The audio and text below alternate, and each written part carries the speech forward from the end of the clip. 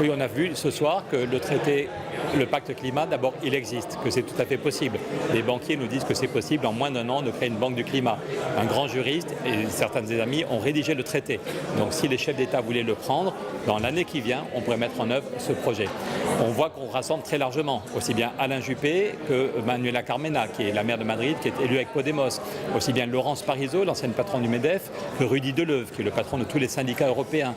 On voit qu'on a été reçu par le pape François il y a 15 jours à Rome, avec Jean Jouzel, et qu'en même temps, les francs-maçons du Grand Orient nous soutiennent, qui avaient plein d'étudiants et en même temps des gens qui militent depuis 40 ans, qui ont 70 ans ou 75 ans. Donc ça montre bien que la question du climat, elle nous concerne tous, qu'elle nous inquiète tous et qu'on est heureux de se dire qu'il y a des solutions, qu'on n'est pas condamné, que non, la planète ne va pas brûler indéfiniment et que ça peut être une opportunité. Il y avait là les gens de l'ADEME qui disent on peut créer 800 000 emplois, rien qu'en France, on peut créer 800 000 emplois et on sait en gros ce qu'il faut faire. Il y a besoin d'un effort de recherche, mais en gros, on sait ce qu'il faut faire. Et on a fait la preuve qu'on a plus de 55% des députés de la majorité qui nous soutiennent et qui disent Monsieur Macron, Madame Merkel, qu'est-ce que vous attendez?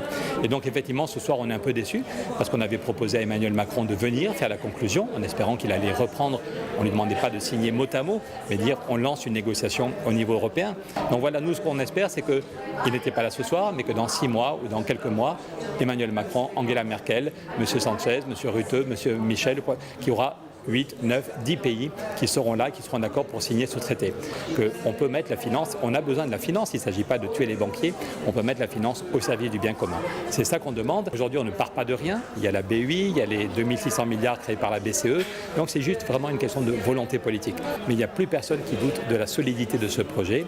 C'est pour ça que de façon fraternelle, non violente, mais avec beaucoup de fermeté, il faut qu'on leur dise on avance. Donc il faut qu'on réveille de façon non violente, de façon fraternelle, mais de façon très forte. Il faut qu'on réveille nos dirigeants en disant c'est une opportunité historique.